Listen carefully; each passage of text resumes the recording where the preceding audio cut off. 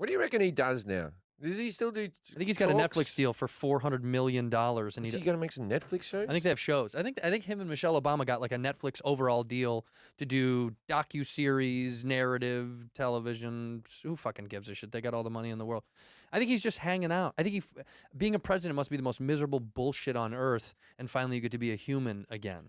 Yeah, why, to a degree. Why would you want to do it? I don't understand. That's why I feel like anyone who becomes president, anyone, even... They're all there for the wrong reasons. Because who the fuck would want to... You have to be a narcissist on some level. Like us. To think, I want to be in charge of everything. Sure. Yeah. And then fight through it. Fight tooth and nail to fucking become the person who's in charge of fucking everything. To get paid fuck all and get criticized non-stop. And you might get assassinated. Why the fuck would you want to do that? Maybe the assassination is kind of part of the gig. I would like shoot at him more. We got to start shooting at him more, is what Jim is saying. I don't want to get in trouble for that. That you're getting arrested for that. No, I think, you know what's so funny? I do think that, like, I would assume that a good portion of people that get into high-end politics like that to the top, not local politics, but I assume most of them actually give a fuck. I do believe it in my heart, but at some point, you can't give a fuck anymore. It gets diluted. There's too much bureaucracy. How would you go for an election when they're going to dig up every bit of dirt of every stupid thing you've ever said in your entire life? They're going to question your relatives, the thing, and you go, that's something I'd still like to go through. Yeah, a nightmare. Fuck. But wouldn't you feel more comforted if more of these people we could dig up more dirt from them? To me, the more dirt we have, the more dirt that comes out of people, I go, all right, they're human. That makes me feel a little bit more comforted. Look, when they have zero dirt, I get really weird. In 20 years, we're going to have a female president. That we've seen. Not on my watch, Jim. You'll be dead by then. Yeah. That we've seen loads of their nudes. They'll just be like, oh, because that's what everyone's done. They've sent them to somebody. Yeah, right? Someone's got them. And like, there won't be a girl 20 years from now who hasn't sent a nude. They've all sent a nude. And same with men and whatever. They've done some stupid. Every president will have had a dick pic for sure. Yeah. Yeah, dick pic press. Yeah, and we'll just say it. We'll just go, all right, day one of the election. You know what? We don't get the dick pic about until the 2-month mark. Well, if it's a really nice dick, then you really want to vote for the guy. What if they just put a picture of their dicks to vote in the booth? Which president do you reckon had the nicest dick? In the history of our country or recently? I would say, I bet you Clinton's got a hog. I bet you he's got a can. He's got a big old fucking Coke can cock. Yeah. I bet you George Bush Sr. had a long, skinny dick. Yeah, I reckon George Bush Sr. had a big flaccid dick, but maybe not a big hard dick. But he was one of those guys that walked around and long, skinny dangled dick. around. Yeah. What president had the smallest dick? Oh, don't go easy. Don't go the easy route. No, I think Nixon looks like a small dick type of guy. He does. He does, because he's very creepy. He looks like a penis a little bit, a little scrouchy, cold penis. He would. I reckon Gerald Ford might have had a hog on him. You think Ford had a big dick? Yeah.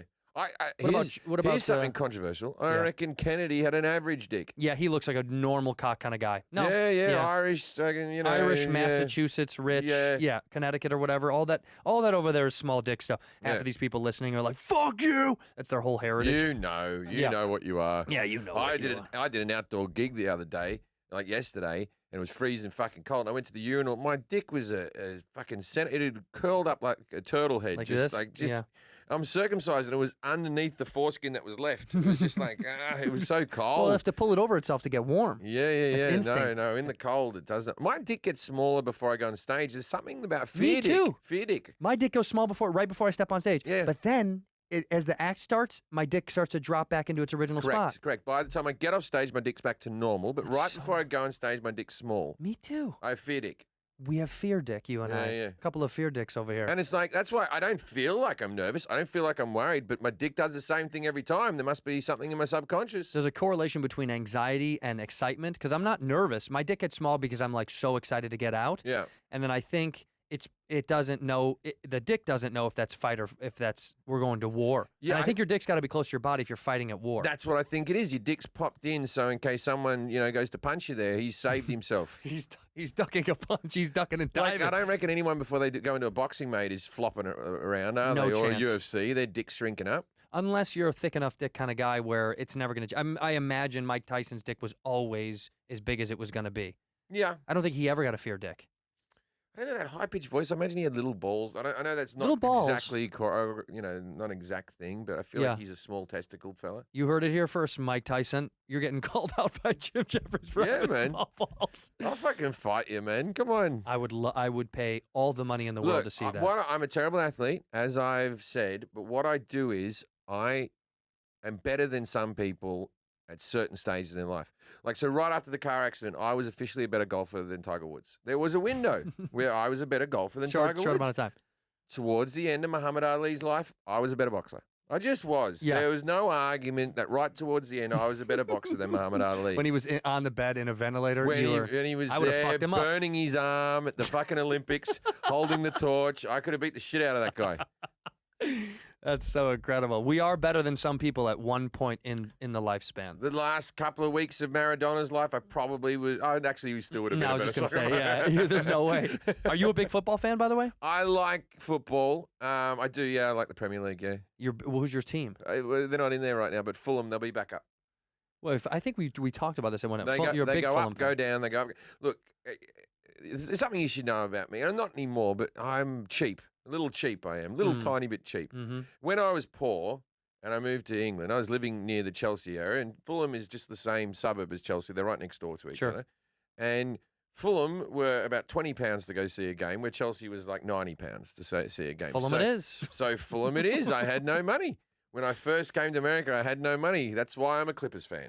That's so funny. I did the same thing. I used to go to those $20 games, $25 games. Yeah, exactly. That's so funny. If you give me the bargain basement ticket, you've got me for life. That's good though. At least you're still loyal. You didn't switch just because you got money. No. Stayed with the shitty team. Don't switch when you get rich. Yeah. Go see Jim on tour. Thank you guys for coming. I appreciate it. I'm happy you came. I'm not happy you came. By the way, he was taking up space and time over there with Thanks your for having me. USC hat. I enjoyed this. Good. I appreciate you coming a lot. Go see Jim on tour. Are you doing anything in the States, or are you only doing I'm on the States right now. When does this podcast come out? We're in the new year. Happy New Year. Happy New Year. We're January 7th today, I think it is. I'm about to be in Columbus, Ohio, Kansas City. I'm about to be in Des Moines, Iowa. Go to jimjefferies.com. Go to jimjefferies.com to go see him. Des Moines, Iowa, Kansas City, and all those dates. Myself as well. I'm on tour. AndrewSantino.com. Jim, we end the show the same way every time. Look inside that camera. You're single, and say one word or one phrase to end the episode when you're ready. One word or one phrase? You can pick. I used to do one word, but people got so nervous on a word. Cunt. In here, we pour whiskey.